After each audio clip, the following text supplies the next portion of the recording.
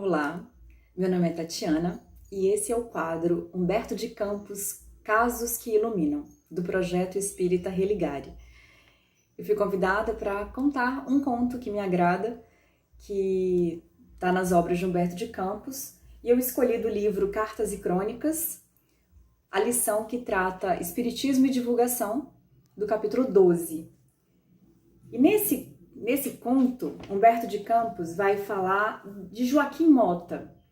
Joaquim Mota é um advogado que conheceu o espiritismo já na mocidade, novo, só que ele acreditava que a gente não devia contar para as pessoas acerca de religião, que isso é uma coisa de fora o íntimo, cada um tem a sua, que a opção, a escolha espiritual, isso não é uma coisa que deve ser tratada com amigos e outras pessoas. Cada um tem a sua e ponto. E ele acreditava nisso.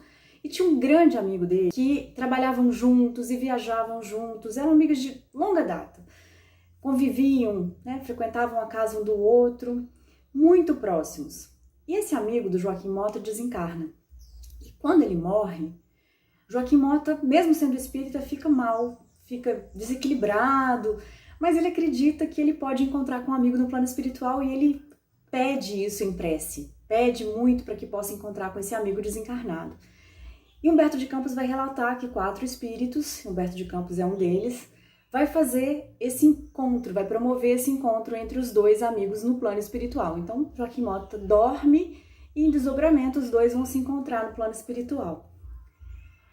Chegando lá, o amigo fica imensamente feliz de vê-lo. Assim, nossa, como assim? Você veio aqui? E assim, ele sabe que está desencarnado, sabe que está no plano espiritual, tem consciência de que, né, que está no plano espiritual e percebe que o amigo foi encontrá-lo e vai contar para ele das verdades que ele descobriu quando chegou no plano espiritual. Ele vai dizer, olha só, a morte é apenas uma mudança, a vida continua. E ele vai falando verdades assim, tão animado. E Joaquim Mota fala assim, eu sei, eu conheço o espiritismo. Aí ele fala assim, não, mas o homem na Terra é um espírito habitando provisoriamente um corpo de carne que... Então vai falar assim, olha, é temporário, isso é uma consciência disso. Aí ele fala, não, eu sei. Não, conduzimos ao berço as dívidas do passado, então quando a gente nasce, a gente já traz coisas de outras existências. E ele fala assim, eu sei, eu acredito na reencarnação, né? O Joaquim Mota fala pro amigo, eu sei disso, eu acredito na reencarnação. Aí fala assim, as pessoas próximas a nós, filhos, esposa, amigos, alguns são pessoas que a gente teve relação anterior, alguns são até débitos a resgatar. Sim, eu sei disso. E ele vai dizendo isso e o amigo vai ficando meio, você sabe? Vai ficando surpreendido, como que ele sabia? E ele vai falar assim, você acredita que quando a gente está aqui na Terra, né, quando está na Terra, tem espíritos em volta de nós, então a gente tem influência espiritual? Sei, eu acredito nisso sim. E o amigo já bem alterado fala assim, não é possível. E ele vai dizer uma coisa que é bem tocante, assim, vai falar assim, olha, todos os recursos do plano físico são empréstimo do Senhor para que venhamos fazer todo o bem possível. Os recursos do plano físico são empréstimos do Senhor, para que venhamos a fazer todo o bem possível. E vai falar ainda mais que ninguém, depois da morte, consegue fugir de si mesmo. E o Joaquim Mota vai falar, sei. Ele falou assim, não, então você não é meu amigo. Porque se você fosse meu amigo, teria me contado isso, não teria me deixado ficar na ignorância. Você é um mistificador. Não, você não é meu amigo. E o amigo dele já estava bem transtornado assim no plano espiritual. E a equipe espiritual que foi fazer esse encontro percebe que tinha que encerrar para poder, né, não ficar mais desequilibrado. E quando Joaquim Mota acorda, ele tem certeza que aquilo não foi um sonho, que ele encontrou com um amigo dele. E ele vai lembrar, vai falar assim, vai refletir, vai ver que poderia fazer diferente. Então, na casa dele, por exemplo, os livros espíritas ficavam numa cômoda do quarto. Então, quando as pessoas iam visitá-lo na casa dele, os livros que estavam nas estantes eram livros outros, livros de romances e livros variados, mas não os espíritas. Então, ele escondia que ele era espírita. Ele não divulgava para ninguém. Então, nesse convite que a gente recebe hoje, a gente vem receber esse convite para que a gente possa divulgar o espiritismo. Então, não é para que a gente queira impor essa verdade que a gente abraçou, mas que a gente possa convidar e divulgar a quem quer conhecer um pouco mais.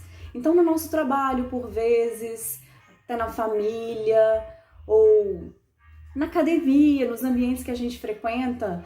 Então, assim, no ônibus eu posso estar com um livro e a pessoa perceber e puxar um assunto comigo. Então, assim, como o espiritismo, ele é esclarecedor e ele consola muito, muitas pessoas estão buscando. Hoje, felizmente, a gente tem a tecnologia, a internet, que possibilita essa divulgação maior, né, das obras e de um modo geral, a gente tem um pouco mais de acesso. Mas quando a pessoa percebe que a gente vive, né, dentro de uma casa espírita, que a gente frequenta, que a gente faz alguma tarefa, então, assim, é importante que a gente convide, que a gente fale um pouco mais de espiritismo, que a gente não esconda. Sobretudo, que a gente não esconda, que foi isso, 2 amigos muito próximos, e um deles, sendo espírita, não fez nenhuma questão de contar para o outro que ele era espírita. Então, o outro nem sabia e ficou assim tão surpreso. E quando viu o amigo no plano espiritual, falou assim, vou aproveitar e te contar. E contou várias verdades, que ele estava deslumbrado e ao mesmo tempo ficou muito triste. Como assim você sabia dessas verdades e não me falou? Então, que amigo é esse que esconde um tesouro deste tamanho? Então, assim, pelo menos para as pessoas muito próximas a nós, que a gente quer tão bem, que a gente consiga falar um pouco mais e, sobretudo, que a gente consiga colocar os ensinamentos que a gente aprende, que são baseados no ensinamento de Jesus. O espiritismo é cristão, então o básico é amar, então, assim, perdoar. Esse é o básico, que a gente consiga ir colocando isso na nossa vivência, sobretudo, porque a gente, por vezes, por dizer que é espírita, a gente é mais cobrado. Como assim? Você é espírita e age assim? Então, se a gente tem um conhecimento, a gente tem responsabilidade, mas essa divulgação é uma bênção que a gente pode fazer. Então, há outros contos no site do Projeto Espírita Religare, no YouTube. Procurem lá. Há várias belas histórias de Humberto de Campos, nos convidando a conhecer um pouquinho mais do espiritismo, mostrando com exemplos. É isso. Obrigada.